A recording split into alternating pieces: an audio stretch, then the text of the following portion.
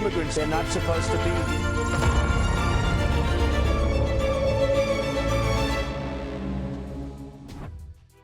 Durante la mañanera del pueblo, la presidenta Claudia Sheinbaum mostró su rechazo al impuesto del 3.5% que avanzó en la Cámara de Representantes. Ante el reforzamiento de la presencia militar en la frontera sur de Estados Unidos, la presidenta de México también puntualizó que su gobierno no está de acuerdo con esta medida. La secretaria de Cultura Claudia Curiel de Icaza presentó en el Salón de Tesorería de Palacio Nacional los avances del concurso binacional México Canta por la Paz y contra las Adicciones. Jesús Muñoz Gutiérrez, ciudadano mexicano que fue deportado desde Texas hacia Sudán del Sur, fue trasladado a Yibuti.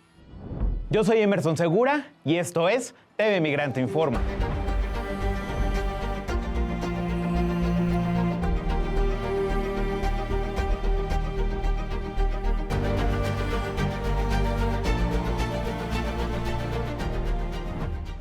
La Cámara de Representantes de los Estados Unidos dio luz verde al polémico paquete fiscal solicitado por el magnate republicano Donald Trump, conocido como el único, grande y hermoso proyecto de ley para así avanzar hacia la Cámara Alta del Congreso de ese país, mismo que contempla la aplicación de un impuesto del 3.5% a las remesas enviadas. Vamos a ver.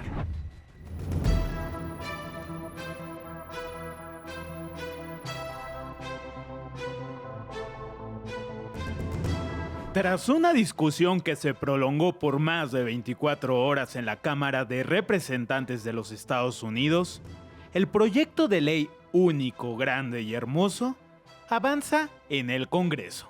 Primero en comités y después en el Pleno, los republicanos aprobaron el paquete fiscal del presidente Donald Trump que incluyó recortes a programas sociales, más gastos fronterizos y un impuesto a las remesas que se disminuyó del 5% inicial al 3.5%. Con apenas un voto de diferencia, 215 frente a 214, la iniciativa logró salir adelante después de que en una de las 3 comisiones por las que pasó, se viera acechada la mayoría por el mismo Partido Republicano, los denominados halcones fiscales que buscaban más recortes fiscales y menos apoyos en seguridad social. The reality is that immigrants are actually subsidizing these premium tax credits and other federal programs like Medicare for US-born people. They are paying more into the system than they are actually utilizing in health coverage due to their higher uninsured rate and lower health utilization rate.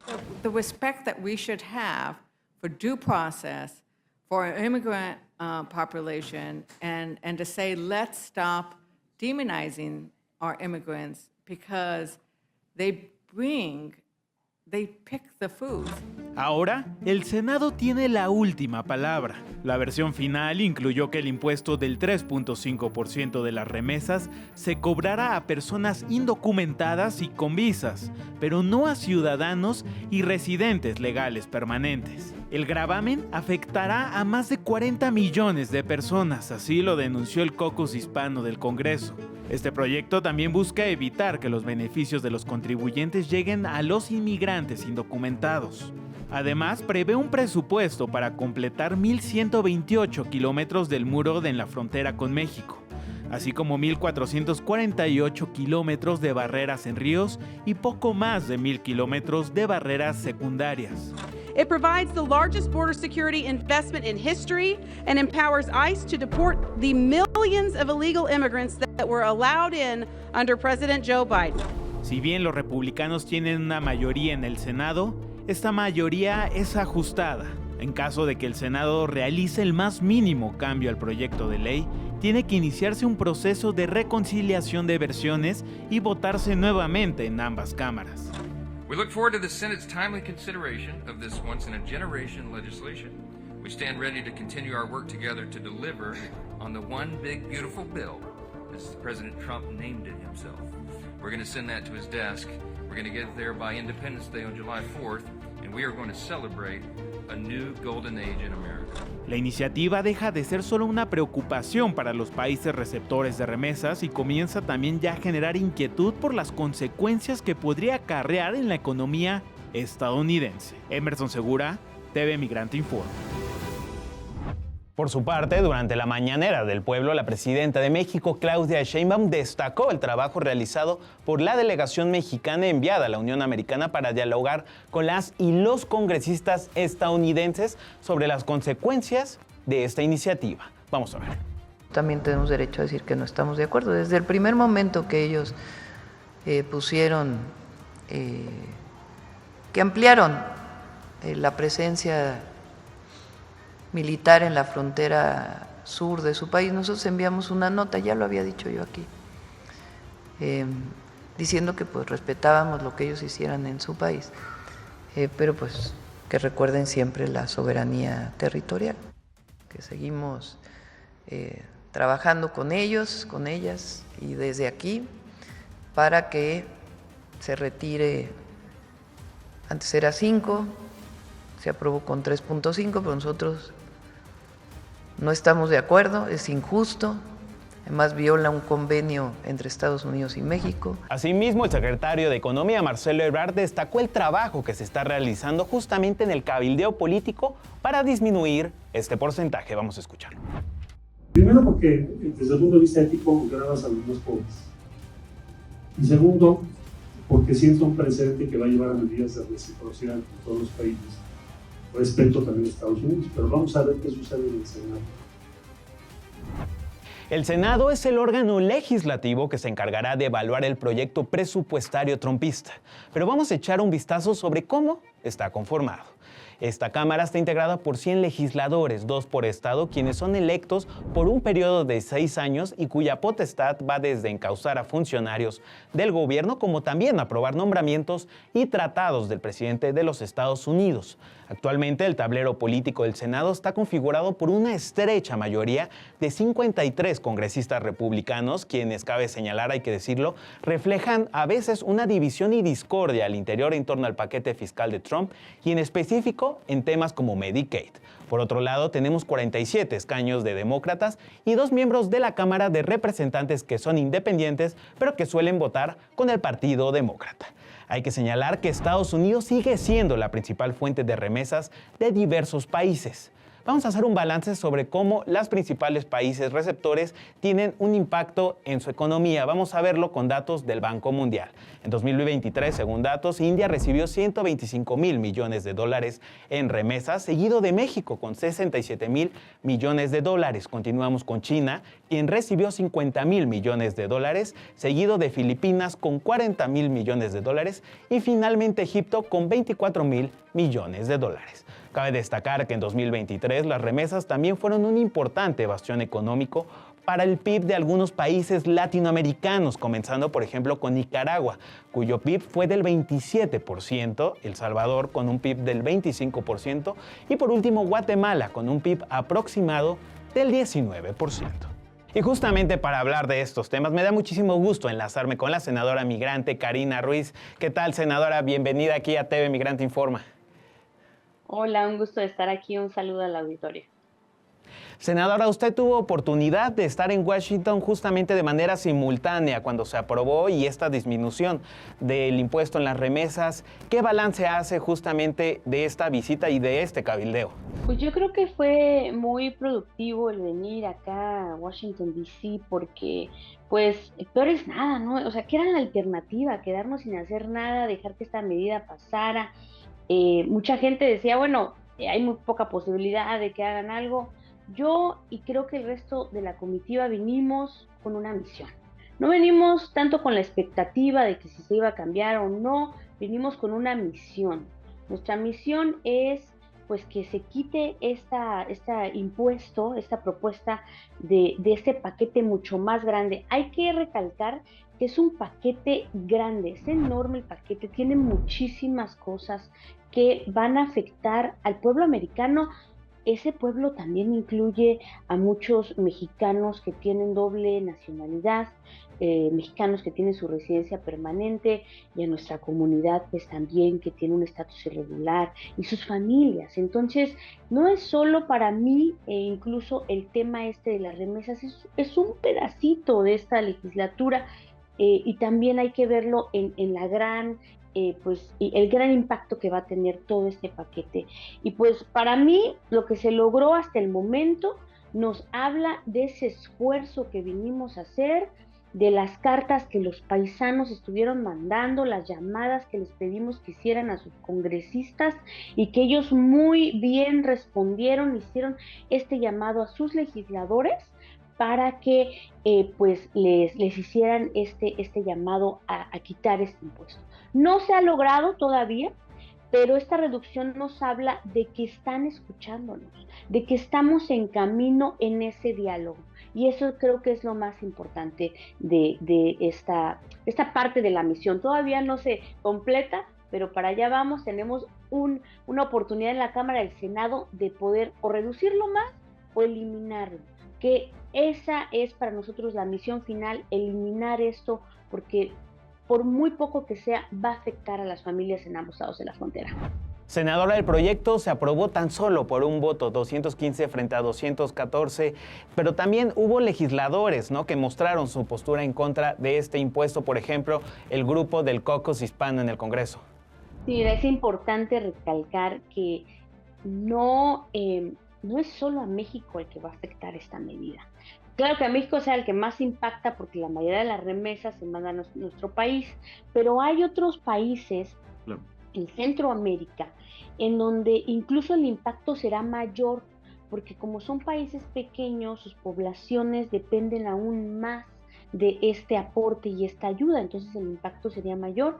De hecho, nos reunimos con embajadores de Latinoamérica y de otros países el primer día que llegamos para pedir esa solidaridad, hacer un llamado a que ellos también se manifestaran en contra de esta medida, porque también les iba a afectar. Entonces, el Caucus Hispano, pues es amplio, ¿no? Tiene estos legisladores de Texas, de otros estados, y pues, mira, la verdad es que el recibimiento de ellos fue excelente, fue ese diálogo. Ellos nos decían, miren, pues nosotros estamos con ustedes, hicimos esa carta, incluso se presentó una enmienda de parte de uno de los miembros de este caucus y pues ese diálogo, nosotros les llevamos la perspectiva desde las comunidades y les dijimos, bueno, no va a ser principales ciudades las que se van a afectar mayormente, van a ser los lugares en nuestro país también que están más alejados, donde la gente es más, depende más de estas remesas, que están más vulnerables, y bueno, la doble tributación, ellos estuvieron de acuerdo con que también esto no ayuda a la economía de Estados Unidos, y yo les decía que va a impactar incluso a ciudadanos estadounidenses, niños y adolescentes que tuvieron que regresar con su familia, que han sido deportados con su familia por esta ola de deportaciones que hemos visto, y pues esos ciudadanos también dependen de esta ayuda, de estas remesas, de los que se quedan en Estados Unidos, y pues también les va a afectar a ellos, ¿no? Como ciudadanos, les pedí que consideraran ese tema, y pues gracias a eso, y ese esfuerzo de este caucus, que trajeron este tema, que no estaba en el radar, realmente hablamos incluso con algunos senadores, tuvimos la oportunidad, y nos pedían que les explicáramos más, que no estaba en su radar.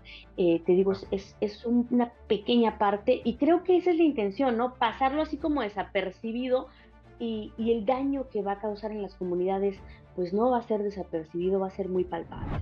Muchas gracias, senadora, por estar aquí en TV Migrante Informa. Muchas gracias a ti, un saludo, un abrazo a todos mis paisanos mexicanos y mexicanas en el exterior y a sus familias en México. No están solos, estamos aquí para trabajar para ustedes.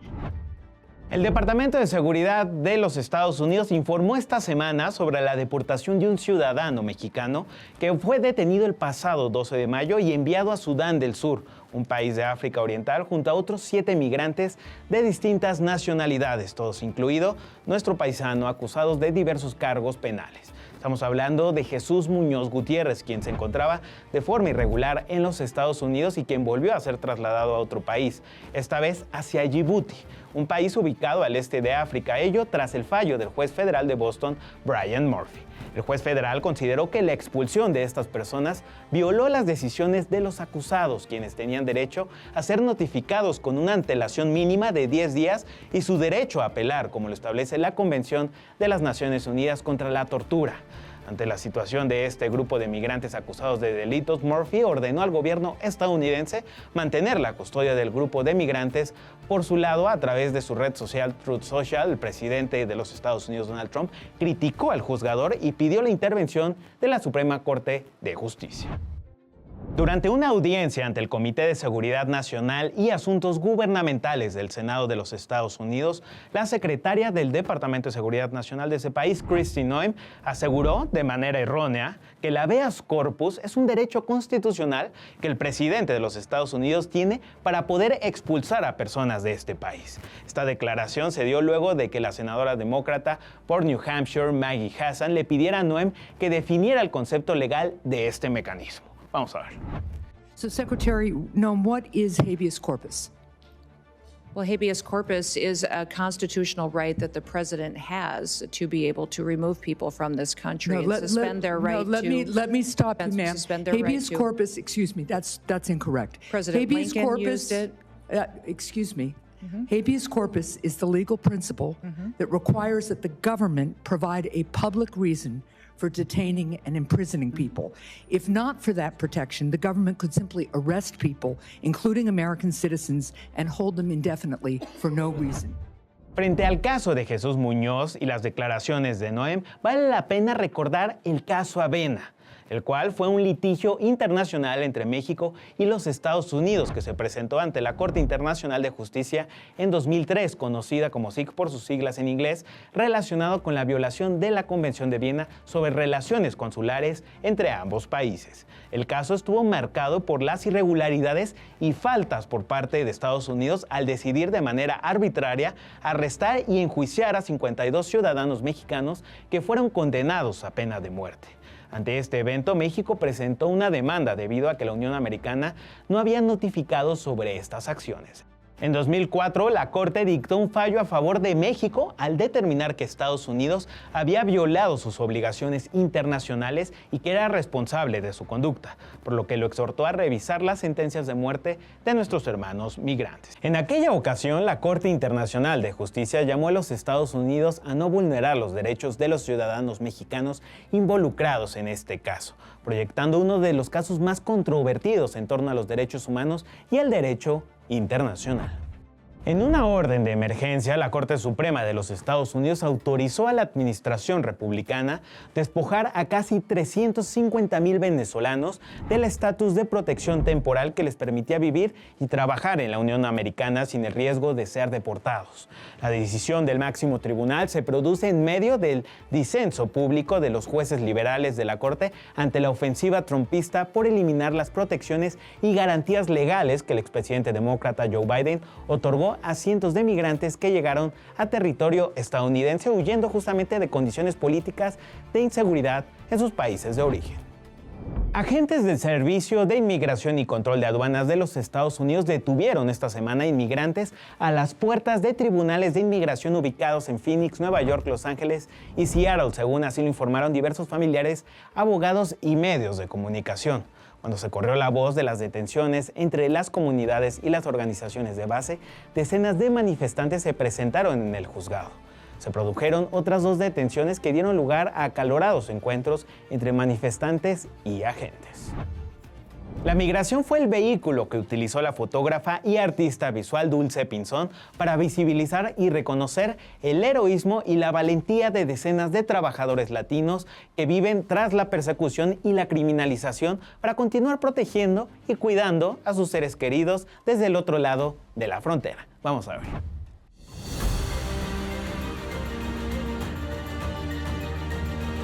Los superhéroes y las superheroínas son personajes que viven bajo el anonimato con tal de salvaguardar el bienestar de otros. Esa es la imagen con la que Dulce Pinzón retrata la figura del migrante y las causas que envuelven su sudor y coraje.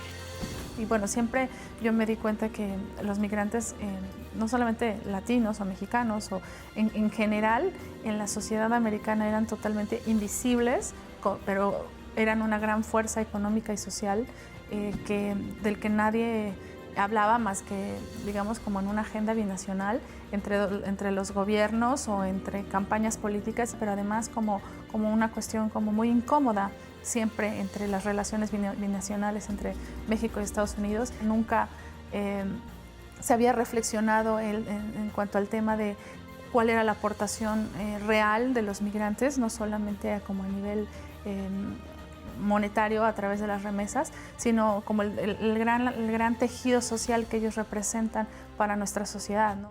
Y es que la curadora mexicana es autora de la serie fotográfica La verdadera historia de los superhéroes, obra que a través de 19 tomas instantáneas retrata la labor latina de decenas de personas disfrazadas de icónicos superhéroes mientras viven su día a día en los Estados Unidos. El trabajo que hacemos los inmigrantes allá sí es necesario, ¿no? Yo cuidaba, por ejemplo, una niña estos últimos años, sus papás trabajaban, yo trabajaba 12 horas diarias, ellos no la veían realmente, ¿no? Entonces creo que sí somos importantes, el trabajo de todas las niñeras allá o el trabajo de los inmigrantes, ¿no? De todos los que trabajamos allá, somos parte de la economía de Estados Unidos, ¿no? Somos parte de Estados Unidos. El origen de su proyecto fotodocumental tuvo lugar después de los atentados contra las Torres Gemelas el 11 de septiembre de 2001, donde cerca de 3,000 personas perdieron la vida, entre ellos cientos de trabajadores migrantes que se convirtieron en simples estadísticas. Dulce sabe que el sacrificio y el esfuerzo de los migrantes por ayudar a sus seres queridos del otro lado de la frontera en el anonimato de las numeralias es una forma de heroicidad. Fotografiar escenas de personas disfrazadas con capas, máscaras, mallas y músculos de espuma puede sonar a una ocurrencia, pero detrás de su intención, Dulce busca desentramar una realidad que encubren las identidades de estas personas. Dulce llegó a la ciudad de Nueva York en 1995, donde estudió fotografía en el International Center of Photography, cine en la Universidad de Nueva York y derecho laboral en el Downing College. La suma de su preparación profesional la llevó a crear un lienzo de escenas que sitúan el dolor y la alegría, la cotidianidad y lo insólito de las personas que albergan su obra. Su trabajo tuvo un revuelo sin precedentes que la llevó a ser expuesta en más de 100 países y a ser publicada por el periódico estadounidense The New York Times y la revista Rolling Stone. Forbes también la consideró entre los 50 mexicanos más creativos del mundo. Tras vivir 16 años en Nueva York, Dulce decidió darle un giro a su vida y mudarse de la Gran Manzana, una experiencia que enriqueció su compromiso con las causas sociales. Actualmente vive y trabaja con sus 2 hijos entre Montreal y México. El contraste con un superhéroe deja ver en el telón del fondo que hay detrás del rostro de la migración, un acto que para visibilizar viste de superhéroes a los migrantes, quienes cubriendo su identidad la revelan. A Dulce Pinzón le llevó una década concluir su serie fotográfica y aunque el mundo ha cambiado desde 2001, Dulce ha descubierto que los problemas de los migrantes no son muy diferentes a los problemas que viven hoy. Para Pinzón es importante que los migrantes salgan del anonimato y que demuestren la importancia de su papel no solo para la economía de Estados Unidos, sino por su relevancia como agentes de cambio, progreso y resiliencia. Sergio Omar Cordero, TV Migrante Informa. El pasado 23 de mayo, el fotógrafo brasileño Sebastião Salgado falleció a los 81 años de edad. A través de su lente documentó y reveló algunas de las crisis humanitarias más impactantes del mundo, incluyendo, por supuesto, la migración, el desplazamiento forzado y la realidad que habitan las personas en condición de movilidad. Vamos a ver.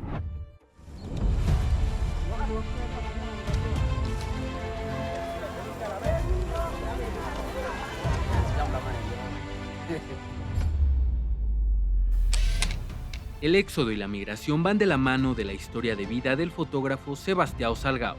Documentó guerras, revoluciones, golpes de Estado y crisis humanitarias y desastres ambientales.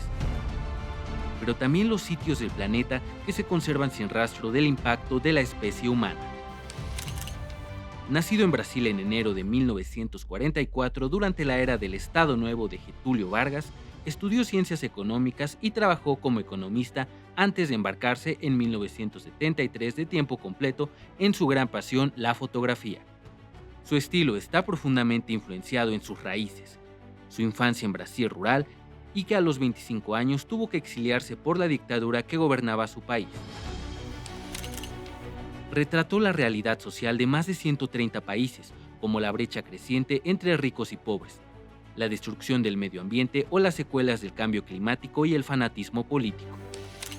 Con su obra, Sebastião Salgado dejó al espectador sin aliento, por una extraña dualidad entre belleza y crudeza que le hizo objeto de críticas. A lo largo de las décadas documentó las migraciones masivas de millones de personas que abandonaban sus hogares y sus raíces. Inmortalizó que ayer y hoy los refugiados son las víctimas más visibles y muchas veces desprotegidas de los procesos que ocurren en el mundo, como los genocidios en Ruanda y en la ex Yugoslavia. Dejó claro que la pobreza, los desastres naturales, la violencia y las guerras tienen un efecto en la vida de quienes son obligadas y obligados a sobrevivir en campamentos de refugiados que la mayoría de las veces se expanden hasta convertirse en guetos. Así, Sebastião Salgado habló a través de su lente sobre el camino de la migración, sobre la condición de refugiado, el instinto de supervivencia y los momentos de éxodo, en el que conviven la tragedia, el miedo y la pobreza, con la voluntad, la dignidad y el coraje por sobrevivir. Este viernes 23 de mayo, el Instituto Terra, organización fundada por Salgado y su esposa, anunció el fallecimiento del fotógrafo brasileño a los 81 años de edad. Esto tras haber tenido frecuentes problemas de salud al contraer la enfermedad de la malaria. Su partida deja el legado de un hombre que fue un migrante que marcó época como el maestro de maestros de la fotografía sociodocumental. Con información de Illich Paz, TV Migrante informa.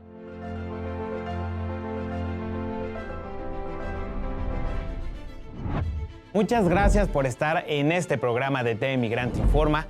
Yo soy Emerson Segura y no se pierdan todo nuestro contenido en nuestras redes sociales en @TV Migrante, en la plataforma digital de los medios públicos MX Plus, en Altavoz Radio en sus 13 emisoras del país y desde luego en TV Migrante. Hasta la próxima.